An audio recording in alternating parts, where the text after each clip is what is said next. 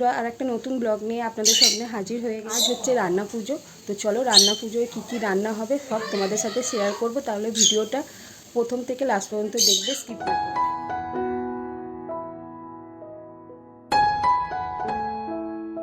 এবার ইলিশ মাছগুলোকে কেটে নেওয়া হচ্ছে।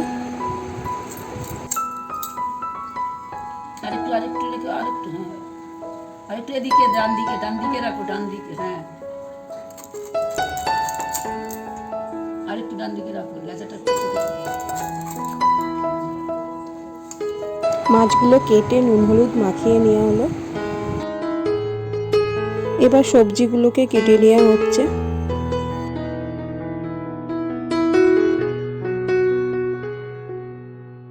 সব সবজি আমার এখানে কাটা হয়ে গেছে। এখানে 9 রকমের সবজি কাটা আছে। কাঁচকলা, বেগুন, পটল, করলা, শাকের জন্য সবজি কাটা হয়ে গেছে। আর এদিকে আছে আলু, নারকেল, ওল আর ডালের জন্য চালতা কাটা আছে।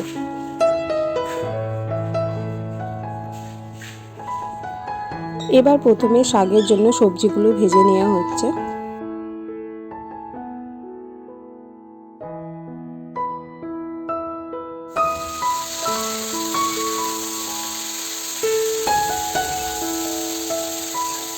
শাকের জন্য সর্ষে, জিরে আর কাঁচা লঙ্কা বেটে নেওয়া হচ্ছে। এবার শাকটা সিদ্ধ হয়ে গেছে, তেল দিয়ে দিয়েছি। এবার মাছের মাথাটা ভেজে নেব। এবার ইলিশ মাছের মাথাগুলো ভেজে শাকের সাথে মিশিয়ে নিচ্ছি।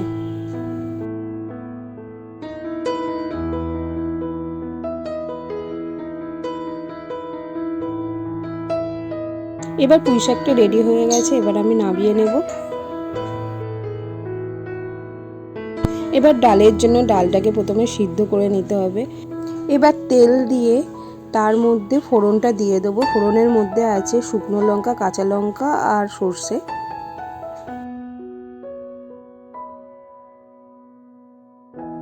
এবার চালটা দিয়ে সেদ্ধ ডালটা ঢেলে দেওয়া হলো।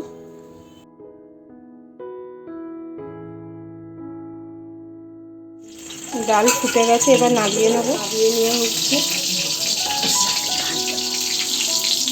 এবার তেল গরম হয়ে গেছে, এবার বেগুনগুলোকে দিয়ে দিচ্ছি।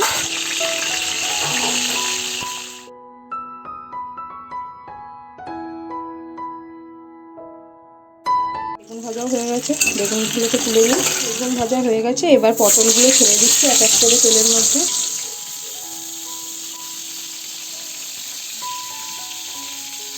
পটল ভাজা হয়ে গেছে, এবার তুলে রেখে দিই। এবার কড়াইতে কুমড়ো দিয়ে দিচ্ছি। ভাজাগুলো সব সুন্দর করে সাজিয়ে রাখছি।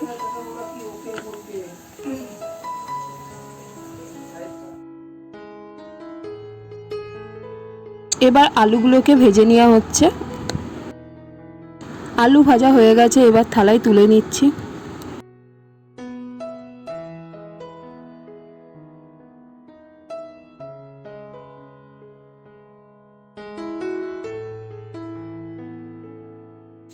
এবার তেলের মধ্যে কাঁচকলাগুলো দিয়ে দেবো।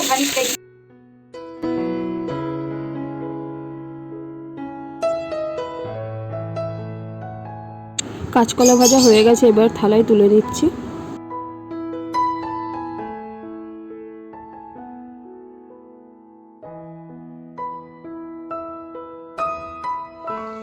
ওল ভাজার পর এবার নারকেলগুলোকে ভেজে নেওয়া হচ্ছে।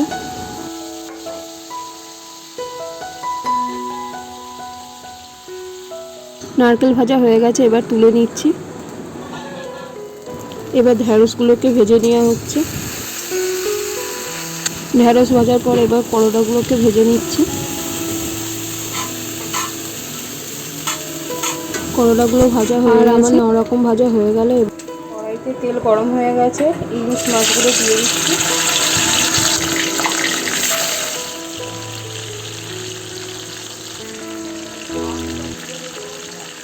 ইলিশ মাছগুলোকে তুলে নিয়ে এবার কড়াইতে সর্ষে, কাঁচা লঙ্কা, হলুদ দিয়ে মশলাটাকে কষিয়ে নিয়ে এবার পরিমাণ মতো জল দিয়ে ফুটতে দেবো।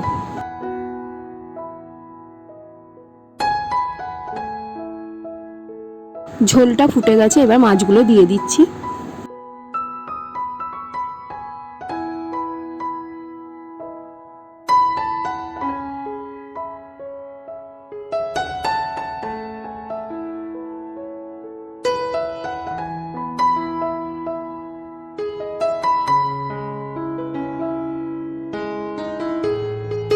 ইলিশ মাছটা রেডি হয়ে গেছে, এবার নামিয়ে নেওয়া হলো।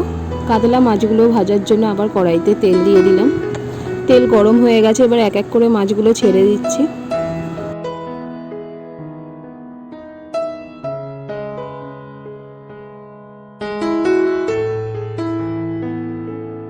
মাছগুলো ভাজা হয়ে গেছে, এবার তুলে নেওয়া হলো।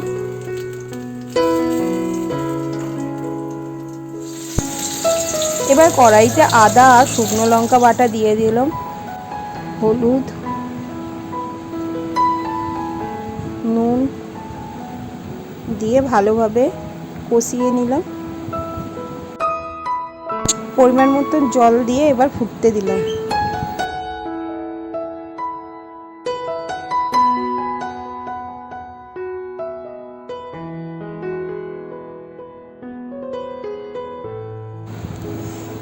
ঝোল ফুটে গেছে, এবার এক এক করে মাছগুলো দিয়ে দিচ্ছি ঝোলের মধ্যে।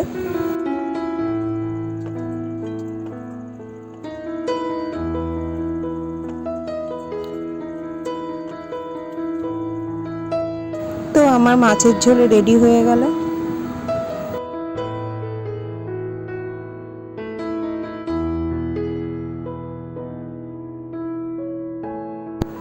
সব বন্ধুরা, নরকম ভাজা হয়ে গেছে।